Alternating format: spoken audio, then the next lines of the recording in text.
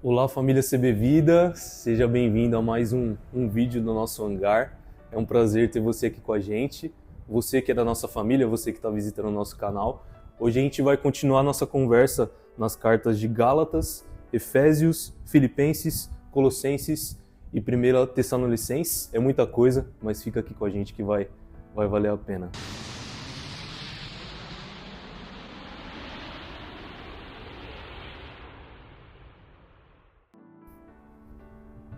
Então, começando por Gálatas, é uma carta incrível. Embora escrita por Paulo e outros companheiros, pessoas que estavam com ele, é uma carta muito específica, mas ela é importante para nós hoje também e a gente vai entender mais isso. E essa carta, como o próprio nome diz, ela é direcionada aos Gálatas, que não eram judeus.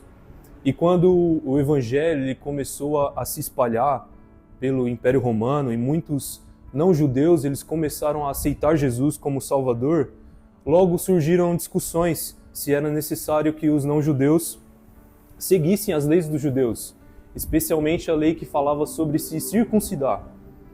Então, vários cristãos que eram judeus queriam que esses novos cristãos que não eram judeus seguissem essas leis.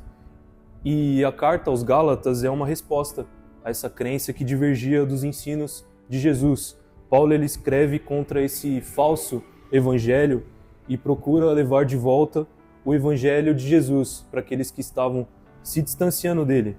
Então, argumentando a favor do que ele estava falando na carta, Paulo escreve que o evangelho por ele anunciado não foi ensinado por homens, mas foi ensinado pelo próprio Jesus. E ele cita a experiência de Abraão. Nessa parte ele diz, no capítulo 3, no verso 2, "Deixe-me perguntar apenas uma coisa. Vocês receberam o Espírito porque obedeceram à lei ou porque creram na mensagem que ouviram?" E no fim da carta, no capítulo 5, Paulo ele traz a diferença entre o Espírito de Deus e a natureza humana. A lei ela torna as pessoas religiosas, mas não verdadeiramente transformadas ao ponto de serem conforme o caráter de Deus. E isso só o Espírito de Deus pode produzir em nós. Nenhuma lei pode produzir em nós, mas o próprio Espírito de Deus. E seguindo Efésios, a carta de Efésios, Paulo escreve quando ele estava preso. E no começo dela a gente vai ver que ele cita os cristãos que estão em Éfeso, mas nos manuscritos antigos não há uma cidade. Então talvez cresce que essa carta ela foi uma carta que circulou por igrejas da província romana da Ásia, sem ter uma cidade específica como destino. E a carta ela não trata de um problema particular dos cristãos, mas ela fala de maneira geral sobre a igreja e sobre a vida cristã. E ela pode ser dividida em duas partes. Na primeira, dos capítulos 1 ao capítulo 3, o assunto principal é o mistério da vontade de Deus, que ele decide realizar por meio de Jesus, que é unir, debaixo da autoridade de Cristo, tudo que existe no céu e na terra. E o fato mais importante disso é a inclusão dos não-judeus com os judeus no corpo de Cristo. Paulo ele explica que o mistério revelado é este: em Jesus, tanto judeus quanto não-judeus são um só corpo, são uma família. Então, você e eu, apesar de sermos distintos, diferentes, em Jesus nós somos nós somos uma família. E na segunda parte, dos capítulos 4 ao 6, Paulo ele fala sobre a nova vida que os seguidores de Jesus têm por estarem unidos com ele. E fala também como essa vida se manifesta nos nossos relacionamentos. Filipenses, a carta de Filipenses é outra carta muito especial, repleta de passagens que marcam a nossa história. A igreja de Filipos foi a primeira igreja cristã da Europa. Isso é um fato muito interessante. A comunidade em Filipos ela está passando por algumas tensões internas, ao mesmo tempo que também está enfrentando sofrimento por conta da perseguição, por conta da oposição ao Evangelho. E a gente vê isso nos capítulos 1 e 2. Mas ainda que as circunstâncias dos filipenses e de Paulo elas formem o núcleo dessa carta, o foco ainda continua sendo Jesus. O capítulo 2, o verso 5, vai dizer: seja a atitude de vocês a mesma de Cristo Jesus.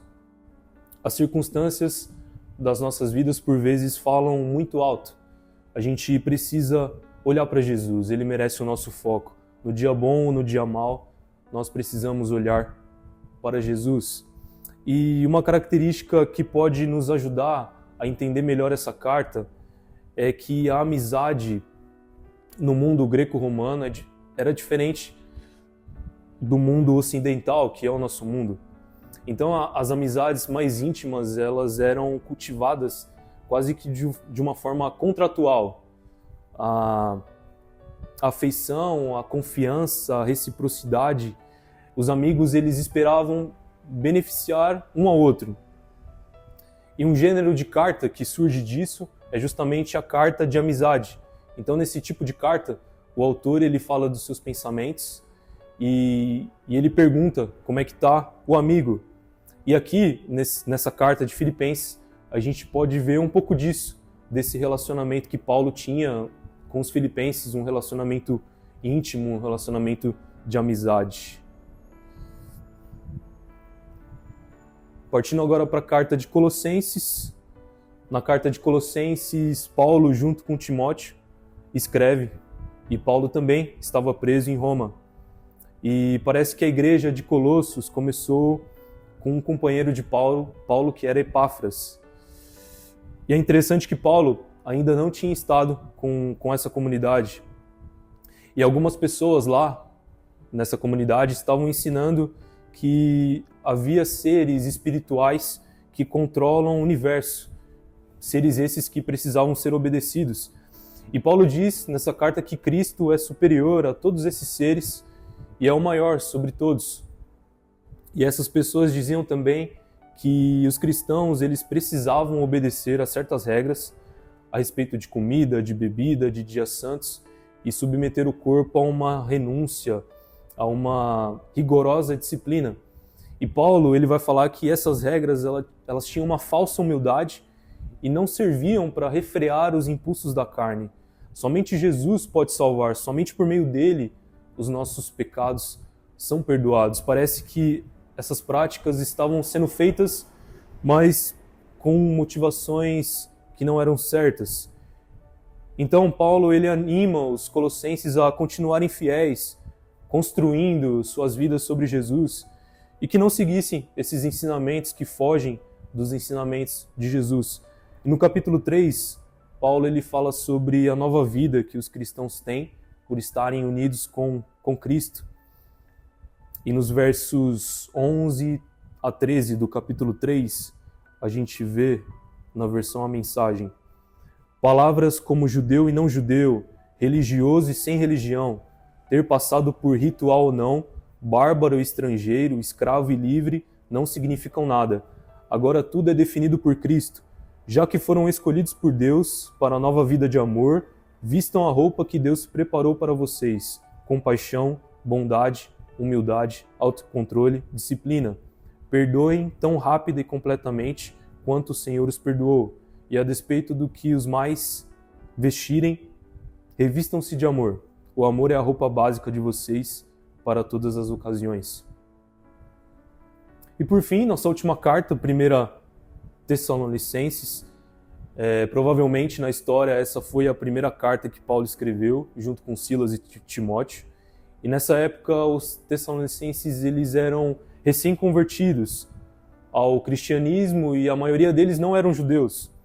E apesar de estarem sofrendo perseguição, agora eles são leais a um rei que não era César, mas era Deus, e por isso eles sofrem perseguição também.